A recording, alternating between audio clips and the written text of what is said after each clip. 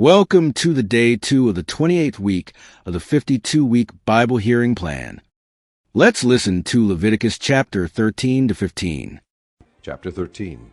The Lord said to Moses and Aaron, "When anyone has a swelling or a rash or a bright spot on his skin that may become an infectious skin disease, he must be brought to Aaron the priest or to one of his sons who is a priest. The priest is to examine the sore on his skin, and if the hair in the sore has turned white and the sore appears to be more than skin deep, it is an infectious skin disease. When the priest examines him, he shall pronounce him ceremonially unclean.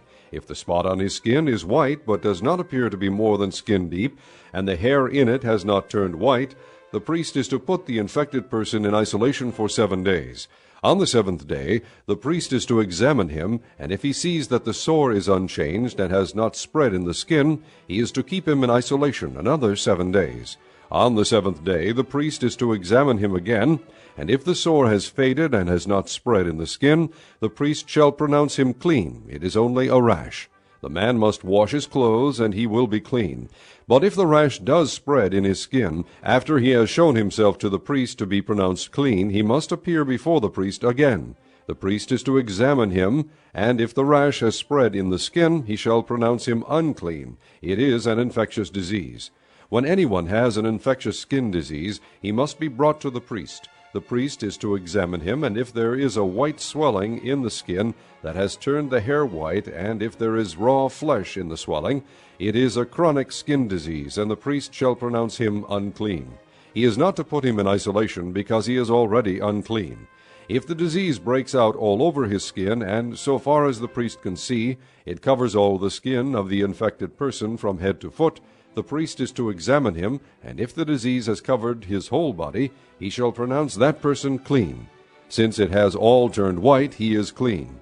But whenever raw flesh appears on him, he will be unclean. When the priest sees the raw flesh, he shall pronounce him unclean. The raw flesh is unclean. He has an infectious disease. Should the raw flesh change and turn white, he must go to the priest. The priest is to examine him, and if the sores have turned white, the priest shall pronounce the infected person clean. Then he will be clean. When someone has a boil on his skin, and it heals, and in the place where the boil was a white swelling or reddish-white spot appears, he must present himself to the priest. The priest is to examine it, and if it appears to be more than skin deep, and the hair in it has turned white, the priest shall pronounce him unclean. It is an infectious skin disease that has broken out where the boil was.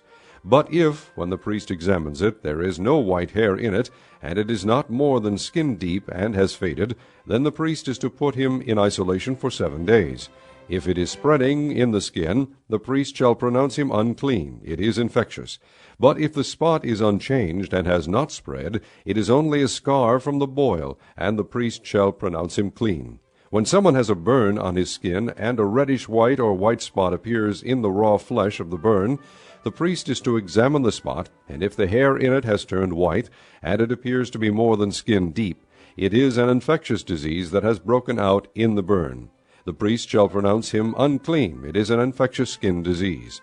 But if the priest examines it, and there is no white hair in the spot, and if it is not more than skin deep and has faded, then the priest is to put him in isolation for 7 days.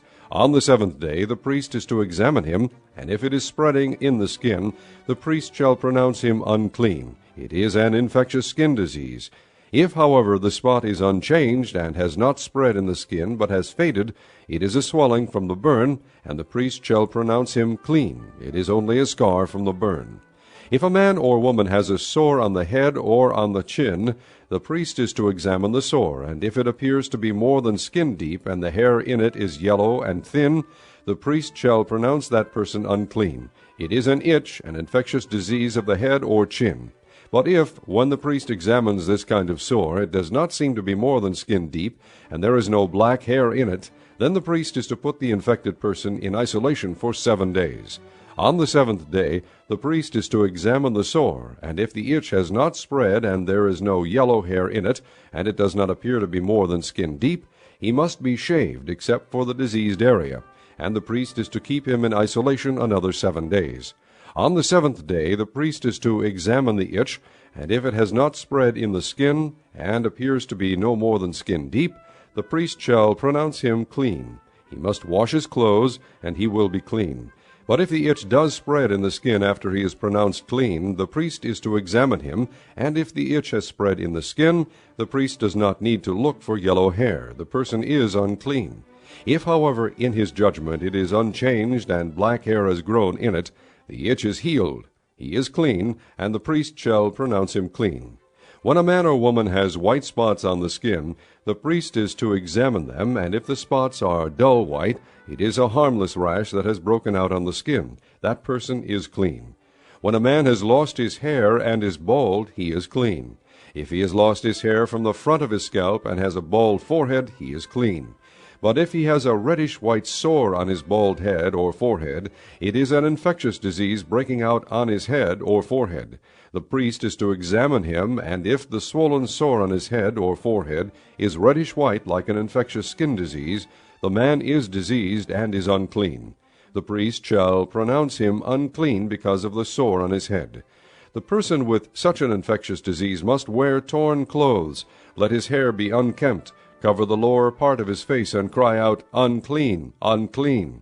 As long as he has the infection, he remains unclean. He must live alone. He must live outside the camp.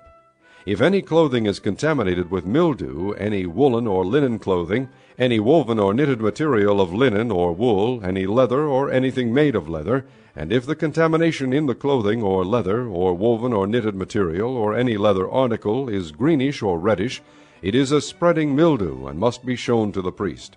The priest is to examine the mildew and isolate the affected article for 7 days. On the 7th day he is to examine it, and if the mildew has spread in the clothing, or the woven or knitted material, or the leather, whatever its use, it is a destructive mildew. The article is unclean. He must burn up the clothing, or the woven or knitted material of wool or linen, or any leather article that has the contamination in it, because the mildew is destructive. The article must be burned up.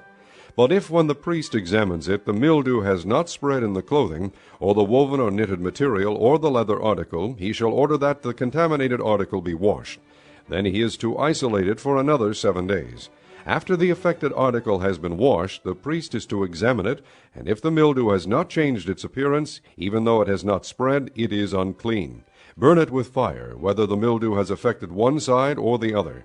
If when the priest examines it, the mildew has faded after the article has been washed, he is to tear the contaminated part out of the clothing, or the leather, or the woven or knitted material. But if it reappears in the clothing, or in the woven or knitted material, or in the leather article, it is spreading, and whatever has the mildew must be burned with fire. The clothing, or the woven or knitted material, or any leather article that has been washed, and is rid of the mildew, must be washed again, and it will be clean. These are the regulations concerning contamination by mildew in woolen or linen clothing, woven or knitted material, or any leather article, for pronouncing them clean or unclean. Chapter 14. The Lord said to Moses, "These are the regulations for the diseased person at the time of his ceremonial cleansing, when he is brought to the priest. The priest is to go outside the camp and examine him. If the person has been healed of his infectious skin disease, the priest shall order that 2 live clean birds and some cedar wood, scarlet yarn, and hyssop be brought for the one to be cleansed. Then the priest shall order that one of the birds be killed over fresh water in a clay pot. He is then to take the live bird and dip it, together with the cedar wood, the scarlet yarn, and the hyssop, into the blood of the bird that was killed over the fresh water. 7 times he shall sprinkle the one to be cleansed of the infectious disease, and pronounce him clean. Then he is to release the live bird in the open fields. The person to be cleansed must wash his clothes, shave off all his hair, and bathe with water. Then he will be ceremonially clean. After this he may come into the camp, but he must stay outside his tent for 7 days. On the 7th day he must shave off all his hair. He must shave his head, his beard, his eyebrows, and the rest of his hair. He must wash his clothes and bathe himself with water, and he will be clean. On the 8th day he must bring 2 male lambs and 1 ewe lamb a year old, each without defect, along with 3/10 of an ephah of fine flour mixed with oil for a grain offering, and 1 log of oil. The priest who pronounces him clean shall present both the one to be cleansed and his offerings before the Lord at the entrance to the tent of meeting. Then the priest is to take 1 of the male lambs and offer it as a guilt offering, along with a log of oil. He shall wave them before the Lord as a wave offering. He is to slaughter the lamb in the holy place where the sin offering and the burnt offering are slaughtered. Like the sin offering, the guilt offering belongs to the priest. It is most holy. The priest is to take some of the blood of the guilt offering and put it on the lobe of the right ear of the one to be cleansed, on the thumb of his right hand, and on the big toe of his right foot. The priest shall then take some of the log of oil, pour it in the palm of his own left hand, dip his right forefinger into the oil in his palm, and with his finger sprinkle some of it before the Lord 7 times. The priest is to put some of the oil remaining in his palm on the lobe of the right ear of the one to be cleansed, on the thumb of his right hand, and on the big toe of his right foot, on top of the blood of the guilt offering. The rest of the oil in his palm the priest shall put on the head of the one to be cleansed, and make atonement for him before the Lord. Then the priest is to sacrifice the sin offering, and make atonement for the one to be cleansed from his uncleanness. After that, the priest shall slaughter the burnt offering, and offer it on the altar, together with the grain offering, and make atonement for him, and he will be clean. If, however, he is poor and cannot afford these, he must take 1 male lamb as a guilt offering to be waved to make atonement for him, together with 1/10 of an ephah of fine flour mixed with oil for a grain offering, a log of oil, and 2 doves or 2 young pigeons, which he can afford, one for a sin offering and the other for a burnt offering. On the 8th day he must bring them for his cleansing to the priest at the entrance to the tent of meeting before the Lord. The priest is to take the lamb for the guilt offering, together with the log of oil, and wave them before the Lord as a wave offering. He shall slaughter the lamb for the guilt offering, and take some of its blood, and put it on the lobe of the right ear of the one to be cleansed, on the thumb of his right hand, and on the big toe of his right foot. The priest is to pour some of the oil into the palm of his own left hand, and with his right forefinger sprinkle some of the oil from his palm 7 times before the Lord. Some of the oil in his palm he is to put on the same places he put the blood of the guilt offering, on the lobe of the right ear of the one to be cleansed, on the thumb of his right hand, and on the big toe of his right foot. The rest of the oil in his palm the priest shall put on the head of the one to be cleansed, to make atonement for him before the Lord. Then he shall sacrifice the doves or the young pigeons, which the person can afford, one as a sin offering and the other as a burnt offering, together with the grain offering. In this way the priest will make atonement before the Lord on behalf of the one to be cleansed. These are the regulations for anyone who has an infectious skin disease and who cannot afford the regular offerings for his cleansing. The Lord said to Moses and Aaron, "When you enter the land of Canaan, which I am giving you as your possession, and I put a spreading mildew in a house in that land, the owner of the house must go and tell the priest, 'I have seen something that looks like mildew in my house.' The priest is to order the house to be emptied before he goes in to examine the mildew, so that nothing in the house will be pronounced unclean. After this, the priest is to go in and inspect the house. He is to examine the mildew on the walls, and if it has greenish or reddish depressions that appear to be deeper than the surface of the wall, the priest shall go out the doorway of the house and close it up for 7 days. On the 7th day the priest shall return to inspect the house. If the mildew has spread on the walls, he is to order that the contaminated stones be torn out and thrown into an unclean place outside the town. He must have all the inside walls of the house scraped, and the material that is scraped off dumped into an unclean place outside the town. Then they are to take other stones to replace these, and take new clay and plaster the house. If the mildew reappears in the house after the stones have been torn out and the house scraped and plastered, the priest is to go and examine it, and if the mildew has spread in the house, it is a destructive mildew. The house is unclean. It must be torn down, its stones, timbers, and all the plaster, and taken out of the town to an unclean place. Anyone who goes into the house while it is closed up will be unclean till evening. Anyone who sleeps or eats in the house must wash his clothes. But if the priest comes to examine it, and the mildew has not spread after the house has been plastered, he shall pronounce the house clean, because the mildew is gone. To purify the house he is to take 2 birds and some cedar wood, scarlet yarn, and hyssop. He shall kill one of the birds over fresh water in a clay pot. Then he is to take the cedar wood, the hyssop, the scarlet yarn, and the live bird, dip them into the blood of the dead bird and the fresh water, and sprinkle the house 7 times. He shall purify the house with the bird's blood, the fresh water, the live bird, the cedar wood, the hyssop, and the scarlet yarn. Then he is to release the live bird in the open fields outside the town. In this way he will make atonement for the house, and it will be clean. These are the regulations for any infectious skin disease, for an itch, for mildew in clothing or in a house, and for a swelling, a rash, or a bright spot, to determine when something is clean or unclean. These are the regulations for infectious skin diseases and mildew. Chapter 15. The Lord said to Moses and Aaron, Speak to the Israelites, and say to them, When any man has a bodily discharge, the discharge is unclean, whether it continues flowing from his body or is blocked. It will make him unclean. This is how his discharge will bring about uncleanness. Any bed the man with a discharge lies on will be unclean, and anything he sits on will be unclean. Anyone who touches his bed must wash his clothes and bathe with water, and he will be unclean till evening. Whoever sits on anything that the man with a discharge sat on must wash his clothes and bathe with water, and he will be unclean till evening. Whoever touches the man who has a discharge must wash his clothes and bathe with water, and he will be unclean till evening. If the man with the discharge spits on someone who is clean, that person must wash his clothes and bathe with water, and he will be unclean till evening. Everything the man sits on when riding will be unclean, and whoever touches any of the things that were under him will be unclean till evening. Whoever picks up those things must wash his clothes and bathe with water, and he will be unclean till evening. Anyone the man with a discharge touches without rinsing his hand with water must wash his clothes and bathe with water, and he will be unclean till evening. A clay pot that the man touches must be broken, and any wooden article is to be rinsed with water. When a man is cleansed from his discharge, he is to count off 7 days for his ceremonial cleansing. He must wash his clothes and bathe himself with fresh water, and he will be clean. On the 8th day he must take 2 doves or 2 young pigeons, and come before the Lord to the entrance to the tent of meeting, and give them to the priest. The priest is to sacrifice them, the one for a sin offering, and the other for a burnt offering. In this way he will make atonement before the Lord for the man because of his discharge. When a man has an emission of semen, he must bathe his whole body with water, and he will be unclean till evening.